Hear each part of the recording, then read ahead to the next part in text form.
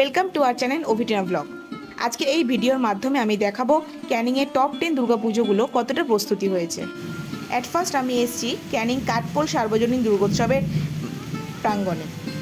এবছর অর্থাৎ 2025-এ তাদের থিম হতে চলেছে প্রেমরতন ধনপাওয়ের শীষমহল। চলুন দেখে নেওয়া যাক তাদের থিম কতটা প্রস্তুত। আপনারা দেখতেই পাচ্ছেন এই প্যান্ডেলের বাইরের পোর্শনের কাজ প্রায় 50 to 60% কমপ্লিট।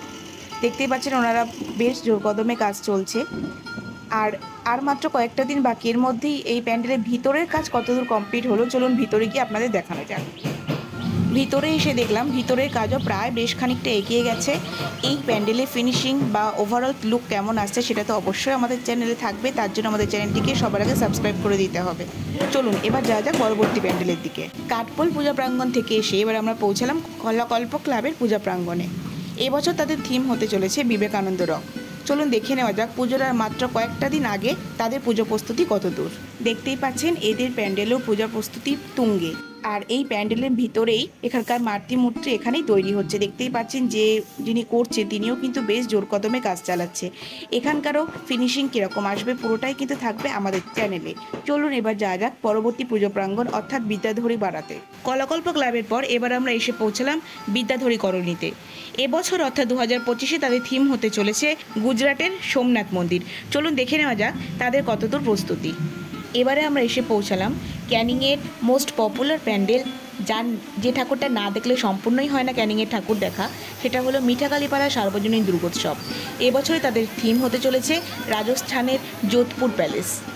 চলুন এই প্যান্ডেলের ভিতরের দিকে যাওয়া যাক এবং আপনাদের দেখাতে থাকি এই প্যান্ডেল কতটা প্রস্তুত।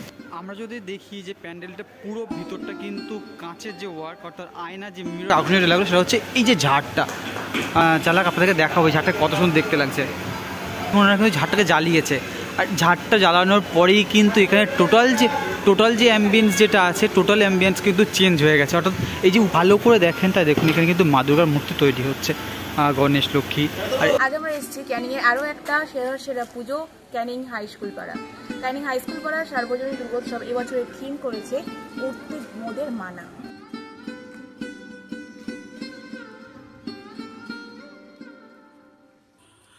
এই যে প্যান্ডেলটা আর কি ক্যানিং হাই স্কুল পাড়া সার্বজনীন দুর্গোৎসব, এদের এবছরের থিমের পরিকল্পনার নাম হচ্ছে উঠতে মোদের মানা। অর্থাৎ এই যে স্ট্রাকচারটা মোটামুটি তৈরি হয়েছে এই স্ট্রাকচারের মধ্যে অনেক লাইভ থিংস থাকবে। তো লাইভ বলতে আপনার যেটা আমরা মূলত পাখিকে যদি আমরা ধরি, সেই পাখি কিন্তু এখানে থাকছে জীবন্ত পাখির অনেক জীবন্ত পাখি থাকছে, যে পাখিদেরকে আমরা বিভিন্নভাবে আটকে রাখি বা সমাজে অনেক ক্ষেত্রে হচ্ছে আমরা মেয়েদের ক্ষেত্রে বা মেয়েদেরকে অনেক ক্ষেত্রে আর কি মানুষকে আমরা বিভিন্ন রকমভাবে কিন্তু বিভিন্ন ঘেরাটাপের মধ্যে আটকে দিই। সেই যে তাদের যে স্বাধীন জীবন, স্বাধীন খোলা আকাশ পাখিতে যে ওড়ার যে ইচ্ছা, সেই ইচ্ছাটাকে যখন যেভাবে আমরা খাঁচায় বন্দি অবস্থা তাদেরকে আটকে দিই, ঠিক সেই যে থিম, সেই যে তাদের মনের কষ্ট, সেই কষ্টর একটা বহিঃপ্রকাশ শিল্পী কিন্তু এখানে এই প্যান্ডেলে ঘটাতে চলেছে। এবারে এসেছি ক্যানিংয়ের আরও একটা ঐতিহ্যবাহী পুজো, সেরা পুজো, সেটা হচ্ছে ক্যানিং নিউ স্টার ক্লাব। এবছর তাদের থিম হতে চলেছে চীনের গ্র্যান্ড লিসবোয়া।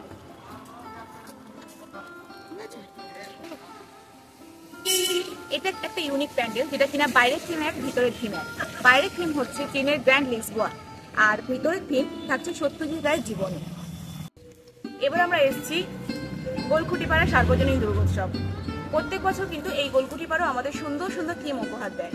এবছর অর্থাৎ 2025-এ গোলকুটিপাড়া সার্বজনীন দুর্গোৎসবের থিম হতে চলেছে কল্পনার আলপনায়। চলুন দেখে নেওয়া যাক শেষ পর্বের প্রস্তুতি কেমন চলছে।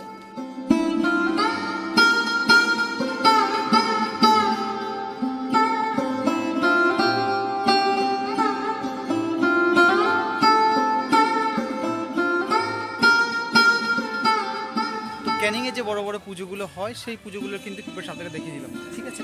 তো দেখা যায় আজও যে পুজোগুলো আছে সেগুলো সেই পুজোগুলোর ভিডিও আসতে চলেছে অবশ্যই। তো এই ভিডিওতে এই পর্যন্ত শেষ, টাটা। এরপর দেখাবো এই পুজোগুলো ফাইনাল হয়ে যাবে। তো সেই নোটিফিকেশন পেতে অবশ্যই চ্যানেলকে সাবস্ক্রাইব করে পাশে থাকবেন। টাটা, বাই বাই, দেখা হচ্ছে নতুন ভিডিওতে। এই অল্প বৃষ্টিতে ভিজে ভিডিও করা কিন্তু সম্পূর্ণ আপনাদের একটু